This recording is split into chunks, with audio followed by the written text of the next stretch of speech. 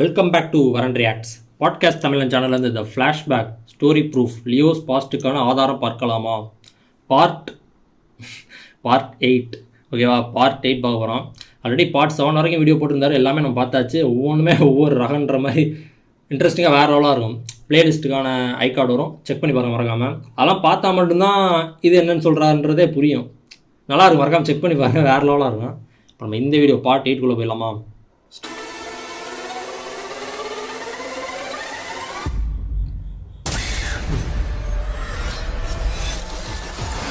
Hey guys, welcome back to another episode of PT. நான் தாண்டா Leo. இந்த dialogue இல்லாமல் ஒரு வீடியோவும் பண்ண மாட்டார் போல. எல்லா வீடியோவில் இந்த டயலாக் வந்துருதுல.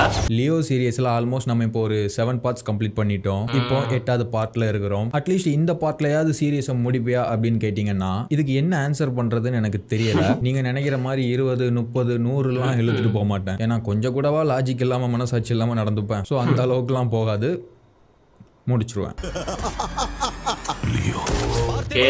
ஸோ இந்த வீடியோவில் நம்ம என்ன பார்க்க போறோம்னா, விட்ட இடத்துல இருந்து கதையை கண்டினியூ பண்ண போறது இல்லை, புதுசா எதையும் நம்ம இப்போ விளக்க போறது இல்லை. பட் ஆனால் இதுவரையும் பார்த்த பழைய விஷயங்கள்ல உள்ள ப்ரீவியஸ் பார்ட்டான ஃபிளாஷ்பேக்ல நிறைய விஷயங்கள் வந்துட்டு நான் சொல்றதை உங்களால ஏத்துக்க முடியல அப்படின்னு சொன்னீங்க. அதுல உங்களுக்கு நிறைய பேருக்கு நிறைய மாற்று கருத்து இருந்தது. அது எல்லாத்தையும் இங்க நான் இப்போ கிளியரா எக்ஸ்பிளைன் பண்றேன். இந்த வீடியோல நான் கதையை சொல்ல போறது இல்லைன்னாலும் சில விஷயங்களை விளக்க போறேன். ஸோ அந்த விஷயங்களை எல்லாம் விளங்கினாதான் இதுவரையும் பார்த்ததும் இதுக்கப்புறம் நம்ம பார்க்க போறதும் உங்களுக்கு கரெக்டா விளங்கும். ஸோ அதெல்லாம் என்னன்னு பார்க்கலாம். ஸோ நம்ம இப்போ டைரக்டா வீடியோக்குள்ள போயிடலாம். Welcome to part 8.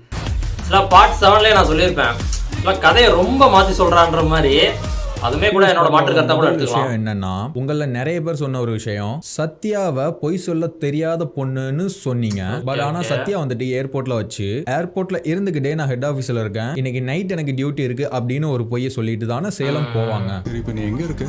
ஹெட் ஆபீஸ்ல. சோ அப்ப அங்க அந்த இடத்துல மட்டும் அவங்களுக்கு எப்படி பொய் சொல்ல தெரிஞ்சது அப்படின்னு ஒரு क्वेश्चन வச்சீங்க. லாஜிக் பாத்தீங்க எல்லாரும். நான் அந்த வீடியோலயே நான் சொல்லக்கூடிய ஒரு வார்த்தைக்கு ஒரு விஷுவல் ஒன்று வச்சிருப்பேன். வயலன்ஸ் பிடிக்காத ஒரு பொண்ணு, வயலன்ஸ் மட்டுமே தெரிஞ்ச ஒரு பையன், பொய் சொல்ல தெரியாத பொண்ணு, பொய் மட்டுமே சொல்ற ஒரு பையன், ஏமாத்த தெரியாத பொண்ணு, ஏமாத்த மட்டுமே தெரிகிற ஒரு பையன். அதாவது ஏமாத்த தெரியாதவங்க சத்யாக்கு நான் ஒரு விஷுவல் வச்சிருக்கானா, அதாவது இந்த ஒரு ஷாட்டை நான் வச்சிருக்கேன் இல்லையா. சோ அதிலே உங்களுக்கு புரிஞ்சிருக்கணும், அவங்க பொய் சொல்றதுக்கு ஏமாத்துறதுக்கு அந்த ஒரு இடத்துல ட்ரை பண்ணாங்க. பட் ஆனா அது ஃபெயில்ட் ஆயிருச்சு. அவங்க சொன்ன அந்த பொய்யையும் காரணத்தையும் லியோ ஈஸியா கண்டுபிடிச்சிருவாரு. சேம் நாம பார்க்கும்போது நமக்கு தெளிவா தெரியும், ரொம்ப பொய் சொல்ல தெரியாத மாதிரியே ஒரு பொய்யை சொல்றாங்க அப்படிங்கிறது நமக்கு பார்க்கும்போதே ஃபீல் ஆகும். அவங்க பொய் சொல்லி அவர் நம்பி இருந்தாதான் அவங்க சொன்னது பொய்யாகும், அவங்க பண்ணது ஏமாத்து காரியமாகும். சோ இப்போ அங்க அது ஃபெயில்ட் ஆனதுனால ஜஸ்ட் பொய் சொல்றதுக்கும் ஏமாத்துறதுக்கும் ட்ரை பண்ணிருக்காங்க, அவ்வளவுதான் அவங்க அங்க பண்ணது. இப்போ அவங்க லியோவுக்கு வந்துட்டு கால் பண்றாங்க.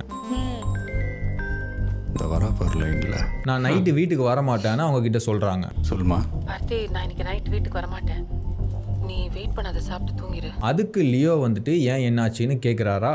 என்னாச்சு? அப்போ அவர் காரணம் கேட்கும் போது அவங்க பொய் சொல்ற அந்த விதத்தை பாருங்க. இல்ல, கொஞ்சம் நாளாவே ரொம்ப லீவ் எடுத்துட்டேன்ல, ஸோ ஒர்க் நிறைய பெண்டிங்ல இருக்கு. கொஞ்சம் நாளாவே ரொம்ப லீவ் எடுத்துட்டேன்ல, அதாவது ஒரு ஃப்ளோவே இல்லாம அந்த வார்த்தையை பேசுறாங்க. கான்ஃபிடென்ட்டா அந்த பொய்யை சொல்ல மாட்டாங்க. ஒருத்தவங்களை நம்ப வைக்கணும்னா, ஒருத்தவங்க நம்புற மாதிரி பொய் சொல்லணும்னா எப்படி சொல்லணும் அப்படிங்கிற அந்த ஒரு விஷயம் அங்க இல்லங்கிறது தெளிவா தெரியுது பாருங்க. இல்ல, கொஞ்சம் நாளாவே ரொம்ப லீவ் அது தெளிவா தெரியும். அந்த பொய்யை மக்க பண்ணி ஒப்பிச்சு முடிச்ச மாதிரி அந்த பொய்யை சொல்லி முடிச்ச உடனே பதிலுக்கு லியோ கிட்ட இருந்து கிராஸ் கொஸ்டின் வந்துட கூடாதுங்கிறதுக்காகவே பட்டு அந்த டாபிக்கை டைவர்ட் பண்ணி பேச ஆரம்பிப்பாங்க. அதான் இங்கே இருந்து முடிச்சுட்டு நாளைக்கு வரலான்னு இருக்கேன். காலையில திட்டினதுல இருந்து சித்து போன் எடுக்க மாட்டேங்கிறான். வீட்டுக்கு வந்துட்டானா? எங்க இருக்கான்?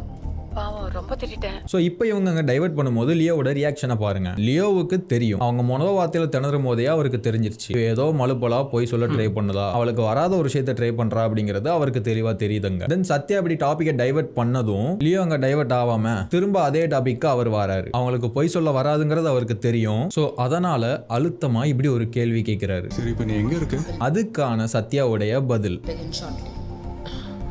ஹெட் ஆபீஸ்ல. ஸோ இதிலே தெளிவாக தெரியுது, பொய் சொல்றத ஒரு கசப்பான விஷயம் அப்படிங்கிற மாதிரி அந்த பொய்யை சொல்றாங்க. அதாவது அவங்க ஃபோர்ஸ் பண்ணி அந்த பொய்யை சொல்றாங்க. தென் லியோ அவங்க சொன்ன அந்த பொய்யை அழுத்தி கேட்பாரு, ஹெட் ஆஃபீஸ்லயா? அண்ட் அதுக்கு சத்யா வந்துட்டு ஆன்சர் பண்ண மாட்டாங்க. ஹெட் ஆஃபீஸ்லயா?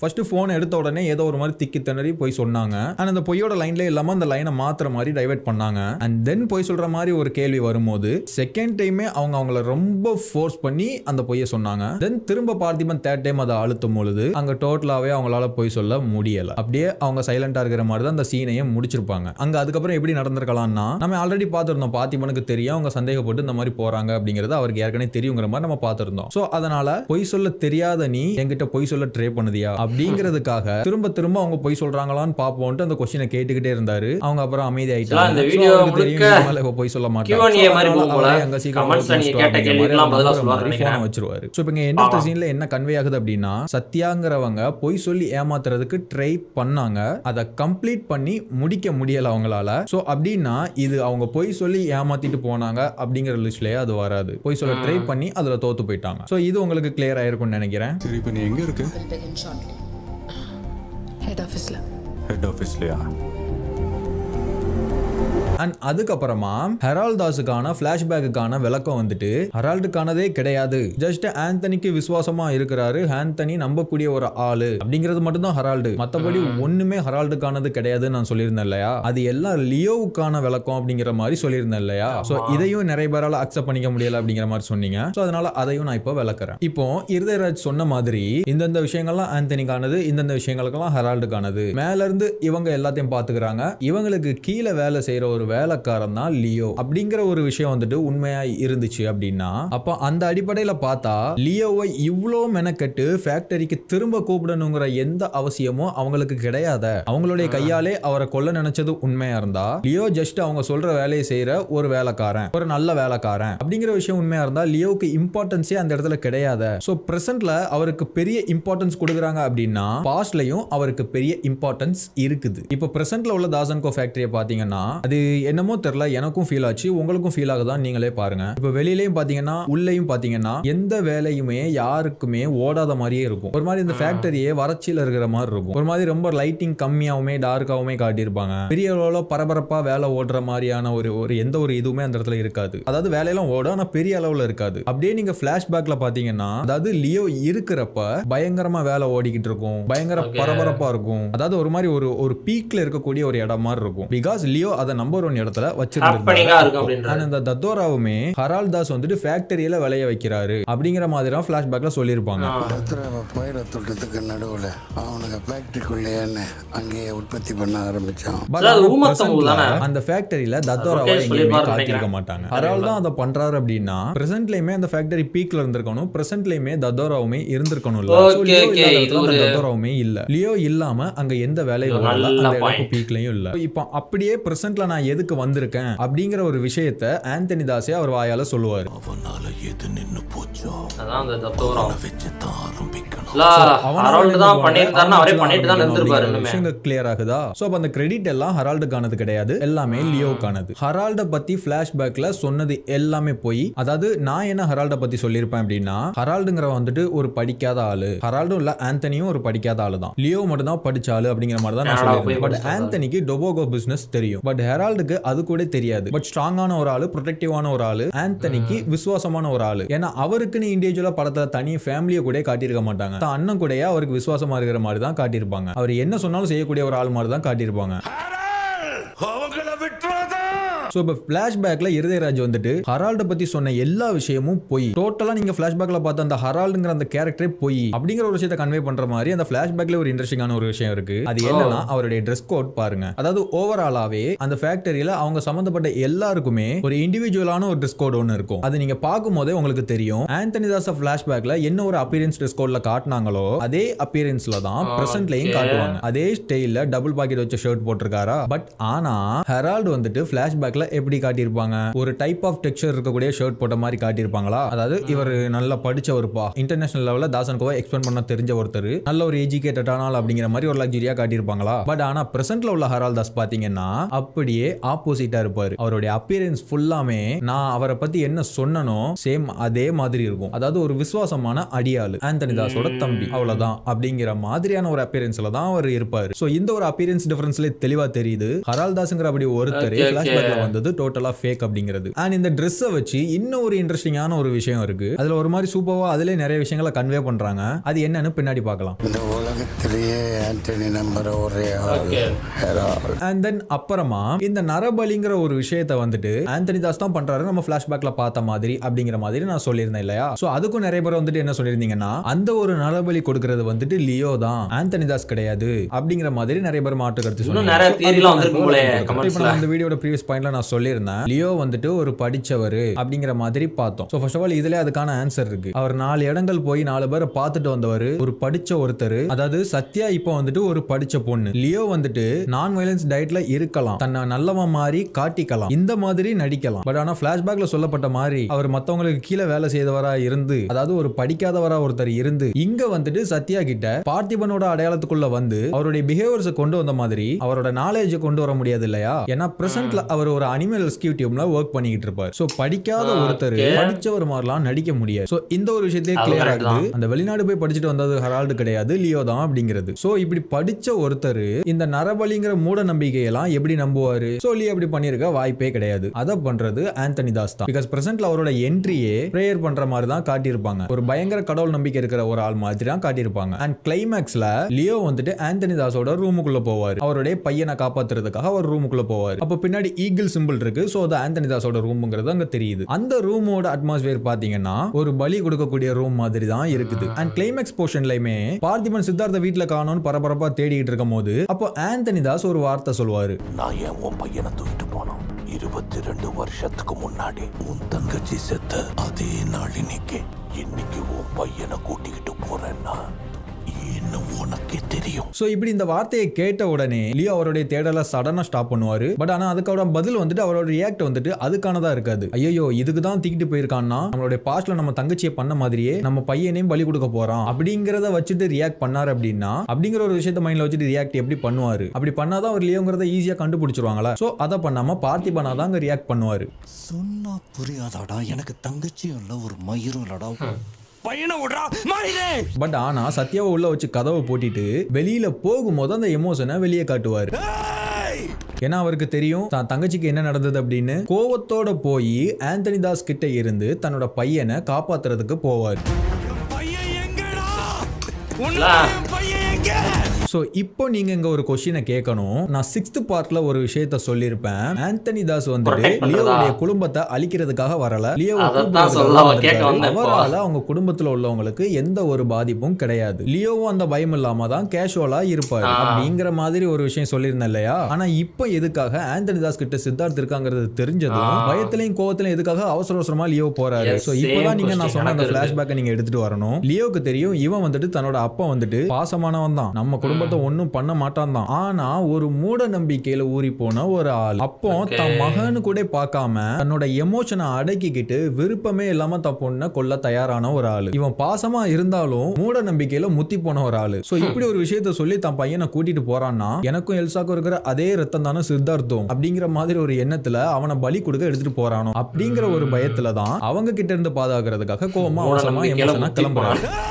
முட்டாத்தனமா பேசிட்டு இருக்க முட்டா பையல அந்த விஷயம் கேட்கறதே கரெக்ட்டா அவரே ஆன்சர் பண்ணாரு. தெரியுது நரபலி கொடுக்கிறது ஆந்தனி தாஸ் தான் அப்படிங்கிறது. சோ இப்போ இந்த ஒரு விஷயம் உங்களுக்கு கிளியர் ஆயிருச்சு இல்லையா. அவனோட சாம்ராஜ்யம் வளர்றதுக்கு உயிர் பலி கொடுக்கிறது மட்டும்தான் அவனோட பெத்த பொண்ணே ஊறி போய். அண்ட் தென் லியோ வந்துட்டு மூணார்ல தான் சத்யாவை பார்த்தாரு, அவங்கள லவ் பண்ணாரு. சத்யா வந்து தான் லியோவை அப்ரோச் பண்ணாங்க, அதுக்கப்புறமா 2 பேரும் கல்யாணம் பண்ணிக்கிட்டாங்க. அங்க இருந்து தான் அவங்களோட வாழ்க்கையே மாறுச்சு அப்படின்னு நான் ஒரு கதை சொல்லியிருந்தேன்னா அதுலயும் நிறைய பேருக்கு மாற்று கருத்து இருந்தது. அதுக்கும் பிரசன்ட்லயே ஆதாரம் இருக்கு, அது என்னன்னா விளக்குறேன். லியோ இருக்கிற விஷயம் தெரிஞ்சு ஆந்தனி தாஸ் லியோ தேடி காஃபி ஷாப்புக்கு வந்துட்டு போன அந்த நைட்டு ஜோஷி, சத்யா, லியோ இவங்க 3 பேரும் பேசிக்கிட்டு இருப்பாங்க இல்லையா. அப்போ வந்துட்டு ஜோஷி வந்துட்டு பார்த்திபனா இருக்கிற லியோ கிட்ட அவருடைய பாஸ்ட கேட்பாரு, பார்த்திபனோட பாஸ்ட கேட்பாரு. அப்போ வந்துட்டு அவரோட லவ் ஸ்டோரிய ஒரு 4 வார்த்தை கதையா சொல்லுவாரு. அங்க ஒரு முறை அது என்னமா அது அந்த மூணார் ட்ரெக்கிங் அதில் தான் பார்த்தேன் பழகுன 2 நாள்ல கட்டிக்கிறியான்னு கேட்டா, அவளை கட்டிக்கிட்டதுல இருந்து அவளோட வேலைக்காக வந்தது இந்த ஊர், அன்னிலிருந்து இன்ன வரைக்கும் இதுதான் என் ஊர், அவ்வளவுதான் வரலாறு. சோ மூணார் ட்ரெக்கிங்ல பார்த்தது, அவங்க கூட பழகுனது, அது அவருக்கு பிடிச்சது. சேம் சத்யாவுக்குமே லியோவை பிடிச்சது, அவங்களே லியோ கிட்ட கட்டிக்கிறியான்னு கேட்கறது, அதுக்கப்புறமா அவங்களுக்காக அவர் வாழ்க்கையை மாத்திக்கிறது. சோ இப்போ இது எல்லாமே இந்த ஒரு டயலாக்குள்ளே வந்துருச்சு இல்லையா. இப்போ இது உங்களுக்கு கிளியர் ஆயிருக்கும்னு நினைக்கிறேன். அங்க ஒரு முறை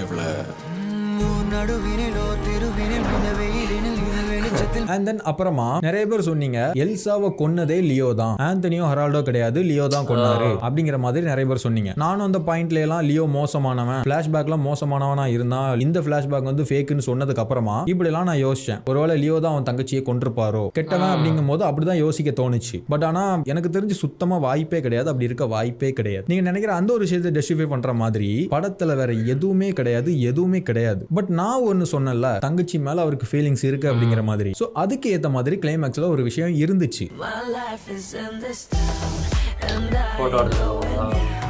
தான் கையை மீறி தன்னை விட்டு தூரமா போன தான் தங்கச்சியோட முகத்தை பார்க்கும்போது, ரொம்ப நாளைக்கு அப்புறமா பார்க்கும்போது அந்த ஒரு பழைய மெமரிஸ், அந்த ஒரு பழைய ஃபீலிங்ஸ், அவளை காப்பாற்ற முடியாம போச்சு அப்படிங்கிற அந்த ஒரு கில்ட், இந்த ஒரு எமோஷன்லாம் சேர்ந்து தான் அவங்க கண்ணில் கண்ணீரா வெளியில வருது. ஸோ இப்போ இந்த ஒரு விஷயம் வந்துட்டு இப்படிதான் இருந்திருக்கும்.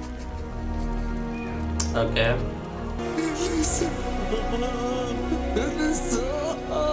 அண்ட் தென் ஹெரால்ட் தாஸை வந்துட்டு ஒரு ஈகோ பிடிச்சவர் அப்படிங்கிற மாதிரி நான் சொல்லியிருந்தேன் ஃபிளாஷ்பேக்ல. அதுக்கான ஒரு விஷயம் பிரசன்ட்லயும் இருக்கு. ஆந்தனி தாஸ் இறந்ததுக்கு அப்புறம் அந்த விஷயம் தெரிஞ்சு ஹெரால்ட் தாஸ் கால் பண்ணுவாரு. அப்போ ஒரு வார்த்தை சொல்லுவாரு, நீ எங்க ஓடி போய் ஒளிஞ்சாலும் உன்னை தேடி நான் இங்க வருவேன், உனக்கு நல்லா தெரியும். என் ஈகோவை உரசி உன் குடும்பத்தை எழுந்துறாத. சோ அவரு சொல்றாரு, என் ஈகோவை பத்தி உனக்கு நல்லா தெரியும், அதை தேவையில்லாம உரசி பார்க்காத அப்படிங்கிற ஒரு அர்த்தத்துல அவர் சொல்றாரு. பட் அவர் அங்க மிரட்டும் பொழுது லியோ எதுக்காக இங்க பயப்படுற மாதிரி கண் கலங்குறாரு. அது ஏன் அவருக்கு தெரியும், இவன் ஒரு ஈகோ பிடிச்சவன், இவன் ஒரு முட்டாளு. ஏன்னா நான் பிளாஷ்பேக்ல சொன்ன மாதிரி ஆந்தனி தாஸ் பலி கொடுக்க நினைக்கிறதே நம்பர் 1 பொசிஷனுக்கு வர்றதுக்கு தான். அந்த நம்பர் 1 பொசிஷனுக்கு யாரால கொண்டு வர முடியுமோ அவனையே பலி கொடுக்கலான்ட்டு ஒரு ஈகோல வந்து சொல்லுவாரு. சோ அதுலே தெரியும் பிராக்டிகலா எது கரெக்டோ அதை செய்யற ஒரு ஆளு கிடையாது ஹெரால்டு. ஒரு படிக்காத ஒருத்தன் தானே, ஒரு கோவக்காரன் தானே, ஈகோல என்ன வேணாலும் பண்ணுவோம் அப்படிங்கிற ஒரு பயத்துல தான் அவர் அங்க கண் கலங்குறாரு. ஏன்னா அவருடைய பையன் அப்ப வந்து அவர்கிட்ட இருக்காரு. உனக்கும் பயம் வேணும்னா எனக்கு யானை வேணும். ஹெரால்டு ஆந்தனி தாஸ் மேல எவ்வளவு விசுவாசமா இருந்தாருன்னு அவருக்கு தெரியும். அவர் அதை சொல்லும் போது அவருடைய கண்ணில் உள்ள அந்த கண்ணீரே அதை சொல்லும்.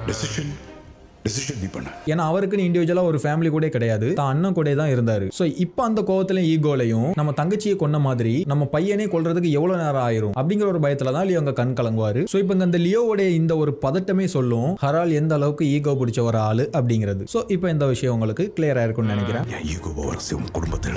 அண்ட் அப்புறமா பிரசன்ட்ல ஹெரால்ட் ஃபேஸ்ல ஒரு தழும்பு ஒண்ணு இருக்கும். அது எப்படி வந்துச்சு, அது தெளிவா தெரியும், தீப்பட்ட காயம் அப்படிங்கிறது. பட் நான் சொன்ன பிளாஷ்பேக்ல ஹெரால்டும் ஆந்தனியும் இந்த ஃபேக்டரியில அந்த தப்போ லியோ வந்துட்டு அந்த சாம்ராஜ்யத்தை அழிக்கும் போது அவங்க அங்க இருக்க மாட்டாங்க, எஸ் ஆயிருவாங்கங்கிற மாதிரி நான் சொல்லியிருந்தேன். பட் எங்க இருந்து இவர் மூஞ்சில தீக்காயம் வந்துச்சு, இவரும் அந்த இடத்துல இருந்தாரா, இந்த ஒரு விஷயத்துக்கு வந்துட்டு நான் இப்போ இங்க விளக்கம் கொடுக்க மாட்டேன். அது கொடுத்தா நல்லா இருக்காது, அது வேணாம். அது நான் கதையோட ஃப்ளோல சொல்றேன், அப்பனா தான் கரெக்டா இருக்கும். அண்ட் தென் அப்புறமா விக்ரம் வந்துட்டு தன்னோட பையனோட டெத்துக்கு அப்புறம் தானே இந்தியா வந்துட்டு ட்ரக் ஃப்ரீ சொசைட்டியா மாறணும் அப்படிங்கிற ஒரு கொள்கையை எடுத்துக்கிட்டு கிளம்பினாரு. அப்ப எப்படி 20 வருஷத்துக்கு முன்னாடியே அவர் அந்த எண்ணத்துல இருந்தாரு, அதனால லியோவுக்கு ஹெல்ப் பண்ணாரு அப்படிங்கிற மாதிரி ஒரு விஷயம் சொல்லியிருந்தீங்க. சோ அது என்னங்கறதை நான் விளக்குறேன். விக்ரம் படத்துல விக்ரமோட எக்ஸ்போஸ்க்கு அப்புறம் அமர் வந்துட்டு விக்ரம பத்தின எக்ஸ்பிளனேஷன் கொடுப்பாரு. நீங்க செத்து போனதா சொன்ன கர்ணன் விக்ரம் இத்தனை வருஷமா வேற வேற பேர்ல மறைஞ்சு வாழ்ந்து, சோ இதுல இவ்வளவு நாள் அவர் வேற வேற பேர்ல வாழ்ந்தாரு அப்படிங்கிற ஒரு விஷயத்த சொல்றாங்க. இன்னொன்னு கிளைமேக்ஸ்லயே சொல்லுவாங்க, அவன் நிறைய வாட்டி செத்ததாவும் வந்ததாவும் கணக்கு காமிச்சிருக்கான் அப்படின்னு சொல்லிட்டு. விக்ரம்னு ஒருத்தன் அவன் நிறைய தடவை செத்ததா கணக்கு காமிச்சிருக்கான், நிறைய தடவை உயிரோட வந்ததாவும் கணக்கு காமிச்சிருக்கான். அதாவது இத்தனை வருஷமா அவர் வேற வேற அடையாளத்துக்கு மாறுறதும், அவருடைய விக்ரம்ங்கிற அந்த ஒரே அடையாளத்தை மாத்தி அவர் விக்ரமா கவர்மெண்ட் ரெக்கார்ட்ல இறந்து போனவராகி ஒரே லைஃபை கண்டினியூ பண்ணிட்டு போயிருக்கலாமே, எதுக்காக நிறைய வேற வேற அடையாளங்களா வாழ்ந்துட்டு வந்தார். அதாவது அவரு பிளாக் ஸ்குவாட்ல இருக்கும்போது லீகலா என்ன ஒரு விஷயத்த பண்ணிக்கிட்டு இருந்தாரோ, கவர்மெண்ட் அவங்களுக்கு அகைன்ஸ்டா திரும்பி அவங்களை அழிச்சதுக்கு அப்புறமாவும் அவர் வேற வேற அடையாளங்கள்ல அவர் வேலையை தான் பார்த்துக்கிட்டு இருந்திருக்காரு. இந்த ஒரு சொசைட்டியை ட்ரக் ஃப்ரீயா மாத்துறதுக்கான வேலையை பண்ணிக்கிட்டு இருந்திருக்காரு. சோ அப்ப அந்த லியோ பார்த்திபனா மாறிட்டான், வச்சுட்டான், அவருக்கு ஒரு ஹெல்ப் பண்ணாரு அப்படிங்கறதுல எல்லாம் அவங்களுக்கு இப்ப வேற மாற்று கருத்து இல்லையே. அண்ட் அதுக்கப்புறமா அமர் அதுல ஒரு விஷயம் சொல்லுவாரு, கடைசியா கர்ணங்கிற பேர்ல எவ்வளவு நாள் அமைதியா இருக்கிறார், கடைசியா கர்ணன்ங்கிற ஒரு அடையாளத்துல அமைதியா வாழ்ந்துகிட்டு இருக்காருங்கிற மாதிரி சொல்றாரா. இது ஏன்னா இன்னொன்னு வந்துட்டு அவர் தத்தெடுக்கப்பட்ட அப்பா அப்படிங்கிற மாதிரி விக்ரம் படத்துல காட்டியிருப்பாங்க. இந்த ஆளு கவர்மெண்ட்டே எதிர்த்து நிக்கிறது தான் பெக்காத ஒரு பிள்ளைக்காகவா? அதுவும் வந்துட்டு உண்மை கிடையாது. பிரபஞ்சன்கிறவன் வந்துட்டு விக்ரமோடைய ஒரு பையன் தான். விக்ரம்ங்கிற அடையாளத்துல இருந்தா குடும்பத்துக்கு ஆபத்து அப்படிங்கிறதுனால ஒரு வேளாத அவரோட உண்மையான பெத்த பிள்ளையா இருந்தா தனக்கு ஒரு பையன் இருக்குன்னு கவர்மெண்ட்டுக்கு தெரியாம மறைச்சிருக்காரு, அவனுக்கு ஏதோ ஆயிடக்கூடாதுன்னு பயம். லாஸ்டா கர்ணன்கிற ஒரு அடையாளத்துக்கு மாறி தான் பையனே தன்னை தத்தெடுக்கப்பட்ட அப்பாவா எடுக்கிற மாதிரி அவர் வீட்டுல அமைதியா வாழ்ந்துகிட்டு இருந்தாரு. அதாவது அவருடைய கடைசி அடையாளத்துல. கடைசியா கர்ணங்கிற பேர்ல எவ்வளவு நாள் அமைதியா இருக்கிறார்? ஏன் இந்த சொசைட்டியை டக் ஃப்ரீயா மாத்துறதுக்கு அவர் கிளம்பலையா? எவ்வளவு நாள் பண்ணிக்கிட்டு இருந்தாரு, இப்ப என்ன ரிட்டையர் ஆயிட்டாரா அப்படின்னு கேட்டீங்கன்னு வச்சுக்கோங்களேன். ஆமா, அவர் ரிட்டையர் ஆகி இப்ப அமைதியா இருக்காரு. ஏன்னா அவருடைய பையன் வளர்ந்து போலீஸ் ஆயிட்டான். இப்ப அவன் அந்த வேலையை பார்க்க போறான். அவ்வளவுதான், சிம்பிள். பட் ஏன் ஏன்னா எந்த ஒரு பையனுக்காக அமைதியா போனாரோ அந்த ஒரு பையனே கொன்னுட்டாங்க. சோ இப்ப அவர் அந்த கோபத்துல விக்ரம்ங்கிற தன்னோட அந்த பழைய அடையாளத்துக்கே வந்துட்டாரு. கர்ணங்கிற பேர்ல எவ்வளவு நாள் அமைதியா இருக்கிறார். இப்ப யாரோ அந்த பையனை அடிச்சு கொண்டிருக்காங்க. பாவம், விக்ரம் யாருன்னு தெரியல. அதுக்கப்புறம் தான் நிறைய விஷயங்களை, நிறைய ஆக்ஷன்ஸை வெளிப்படையா பண்ணிக்கிட்டு இருக்காரு. இவ்வளவு நாள் மறைஞ்சு வேற வேற இடத்துல பண்ணிக்கிட்டு இருந்தாரு. இப்ப நான் தான் விக்ரம்னு வெளிப்படுத்தி மறைஞ்சிருந்து அதே விஷயத்த 2.0 வெர்ஷனா பண்ணிக்கிட்டு இருக்காரு. சொசைட்டியை ட்ரக் ஃப்ரீயா மாத்திக்கிட்டு இருக்காரு. இந்த அடையாளத்துக்கு விக்ரம் திரும்ப வந்ததுக்கு அப்புறம் தான் அந்த ஒரு டைம் பீரியட்ல தான் லியோ கிட்ட கால் பண்ணி பேசுற அந்த ஒரு விஷயம் எல்லாம் இருக்கு. நான் யாருன்னு தெரியுதா, லியோவே அந்த வாருக்கு இழுக்கிற மாதிரி அந்த ஒரு விஷயம் எல்லாம் இருக்கு. இந்தியா பூரா நிறைய கொடுத்து வேண்டியிருக்கு லியோ. ஸோ அதெல்லாம் வந்துட்டு பார்க்கலாம், கதை ஃப்ளோவில் பார்க்கலாம். அப்படின்னா தான் நல்லா இருக்கும். ஸோ இப்போ இந்த ஒரு விஷயம் உங்களுக்கு கிளியரா இருக்கும்னு நினைக்கிறேன். இத்தனை வருஷமா வேற வேற பேர்ல மறைஞ்சு வாழ்ந்து கடைசியா கர்ணங்கிற பேர்ல எவ்வளவு நாள் அமைதியா இருக்கிறார். தனக்கு ஒரு பையன் இருக்குன்னு கவர்மெண்ட்டுக்கு தெரியாம மறைச்சிருக்காரு. அவனுக்கு எதுவும் ஆயிடக்கூடாதுன்னு பயம். இப்ப யாரோ அந்த பையனை அடிச்சு கொண்டிருக்காங்க. பாவம், விக்ரம் யாருன்னு தெரியல. அண்ட் தென் அப்புறமா லாஸ்ட் ஒன். இந்த ஒரு விஷயத்த நீங்க நிறைய விதமா கேட்டுக்கிட்டே இருந்தீங்க. ரோலக்ஸுக்கு 27 வயசு ஆச்சு, லியோ 22 வயசுல இறந்தாரு, லியோவுக்கு 40 வயசா, அந்த 7 வருஷத்தை எப்படி நீங்க சொல்றீங்க? அண்ட் முக்கியமா ஒருத்தர் லியோ தான் 1977 இறந்துட்டாரு, அப்ப எப்படி பிளாஷ்பேக் நீ வந்துட்டு 1999 நீ சொல்லலாம்? இப்படி எல்லாம் கேட்டீங்கன்னா நான் என்னங்க பதில் சொல்றது? 1977ங்கிறத வந்துட்டு அவருடைய பெர்த் இயர் 99 சோ இதெல்லாம் ஒரு குறையா சொன்னீங்கன்னா நான்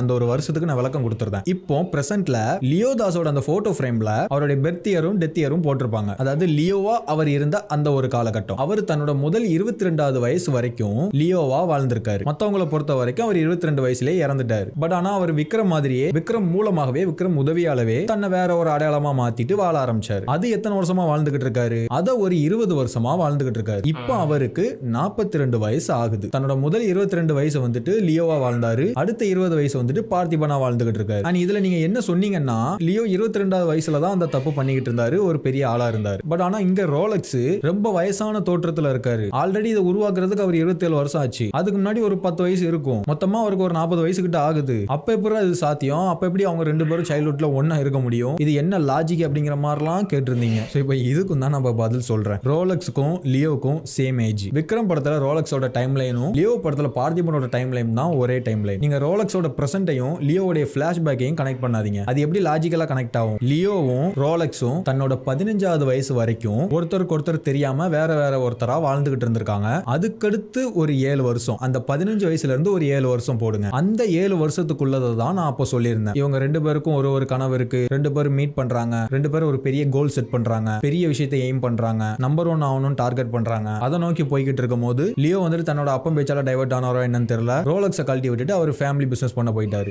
அதுக்கப்புறமா ரோலக்ஸ் தனியா ஆரம்பிச்சு பெரிய ஆள் ஆனாரு. அதாவது தன்னோட 15வது வயசுல ரோலக்ஸ் ஒரு எய்மை செட் பண்ணி ஒரு விஷயத்தை ஆரம்பிச்சு அதுல நிறைய பேரை பார்த்து, நிறைய துரோகத்தை பார்த்து, நிறைய விஷயங்களை கடந்து 27 வருஷத்துக்கு அப்புறம் இப்போ இந்த நிலைமையில நம்பர் 1 பிளேஸ்ல இந்த இடத்துல நின்னு பேசிக்கிட்டு இருக்காரு. சோ 15 + 27 இப்போ அவரோட ஏஜ் 42. சேம் லியோவோட ஏஜும் 42. சோ இப்படிதான் இந்த வருஷம் வந்து இவங்களுக்குள்ள கனெக்ட் ஆகுது. ஓகே, சரி, ஓகே, அவ்வளவுதான். ஆல்மோஸ்ட் எனக்கு தெரிஞ்ச வரைக்கும் எல்லா விஷயத்துக்கும் விளக்க கொடுத்துட்டேன்னு நினைக்கிறேன். அண்ட் தென் சில முக்கியமான விஷயங்களை பத்தி, சில முக்கியமான ஒருத்தரை பத்தி, அவரோட கனெக்ஷன்ஸை பத்தி இந்த வீடியோல சொல்ல முடியாம போச்சு. நான் கண்டிப்பா அடுத்த வீடியோல சொல்றேன். பார்ட் 9 கன்ஃபார்ம் பண்ணிட்டாரு. அப்புறமா அந்த ஷர்ட் கோடு, அந்த அப்பியரன்ஸ்லாம் வச்சு ஒரு விஷயம் இருக்குன்னு சொன்னல, அதையுமே வந்துட்டு நான் இப்போ சொல்லலாம் தான். பட் ஆனால் அது அந்த கதையோட கோர்வையை பார்க்கும்போது நமக்கு வந்துட்டு நல்லா இருக்கும். ஸோ அதனால நான் வந்துட்டு அதை அப்போ சொல்றேனே. ஸோ இப்போ ஓவராலாக மற்றபடி எல்லாத்தையுமே கவர் பண்ணிட்டேன். சரி, ஓகே, நெக்ஸ்ட் இருக்கக்கூடிய இன்ட்ரெஸ்டிங்கான விஷயங்கள் எல்லாம் நெக்ஸ்ட் பார்ட்லாம் நம்ம பார்க்கலாம். இப்பொழுது உங்களிடமிருந்து விடைபெறுகிறேன். டேக் கேர், பாய். ஓகே, அதான் அந்த வீடியோ முழுக்க Q&A மாதிரி தான் போயிருக்கு. கமெண்ட்ஸில் நீங்கள் கேட்ட ஒரு சில விஷயங்களுக்கு தான் அவர் ஒரு ரிப்ளையாக வந்து வீடியோவாக போட்டிருக்காரு. ரிப்ளை வீடியோ எத்தனை பேர் போட்டிருப்பாங்க, நானும் போடுறேன்டா அப்படின்ட்டு இறங்கி ஒரு ரிப்ளை வீடியோ பண்ணிட்டாரு.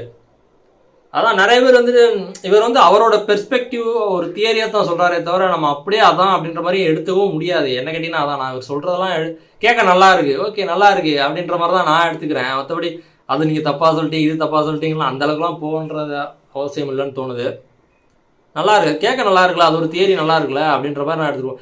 கரெக்டாக கூட இருந்திருக்கலாம், இந்த மாதிரி யோசிச்சு கூட அந்த படம் உருவாக்கப்பட்டிருக்கலாம், என்ன அதுவும் நம்ம சொல்ல முடியாது எப்படின்னு. ஆனால் நல்லா இருக்குல்ல அப்படின்ற மாதிரி தான் நான் அப்படி தான் எடுத்துக்கிட்டு இருக்கேன். என்னோட இது வந்து ஓகே இந்த தியரி நல்லா இருக்கே, அவரோட பெர்ஸ்பெக்டிவ் நல்லா இருக்கே அப்படின்ற மாதிரி தான் நான் எடுத்துகிட்டு போயிட்டுருக்கேன். நல்லா இருக்குது, இந்த வீடியோவும் சூப்பராக இருக்குது. Q&A video nice. பார்ட் 9 எனக்கும் காத்திருக்கலாம். அது இன்னும் கதையாக நல்லா கொண்டு போவார்னு நினைக்கிறேன். இன்னும் அந்த ட்ரெஸ் கோட் பற்றிலாம் சொல்லியிருக்காரு. அதான் அந்த ட்ரெஸ் கோட் சொன்னோன்னே ஆமாம்ல அப்படின்னு இருந்துச்சு. அதில் வந்து ரொம்ப என்ன சொல்கிறது, ஒரு மாதிரியா என்ன சொல்கிறது, பாஷா அந்த மாதிரியான ஒரு ரிச் காயாக இருந்து அப்படி இருப்பாங்க, நான் கொஞ்சம் அப்படி இருப்பேன்டா அப்படின்ற மாதிரி அந்த மாதிரி தான் அதில் காமிச்சாங்க. இதில் வந்துட்டு ரொம்ப ரகடாக ஹேர் ஸ்டைல் கூட அதில் வந்து ரொம்ப நீட்டாக அப்படின்னு, அது சின்ன வயசுன்ற சொல்லலாம், பட் இருந்தாலும் அந்த ஒரு அப்பியரன்ஸ் கொஞ்சம் கம்ப்ளீட்டாக வித்தியாசம் அந்த மாதிரி தான் இருந்துச்சு. அது ஒரு நல்ல நிறையா தான் நோட்டீஸ் பண்ணதெல்லாம் நல்லா இருந்துச்சு. ஆமாம்ல அப்படின்ற மாதிரி அது ஒரு ஐ ஓப்பனிங். இந்த பரிதாபம்னு சொல்லுவாங்க, யாரா கண்டுபிடிச்சது ஐ ஓப்பனிங் அப்படின்ட்டு. அதான் ஒரு சில விஷயங்கள்லாம் ஐ ஓப்பனிங்காக தான் இருக்குது, நல்லா இருக்குது.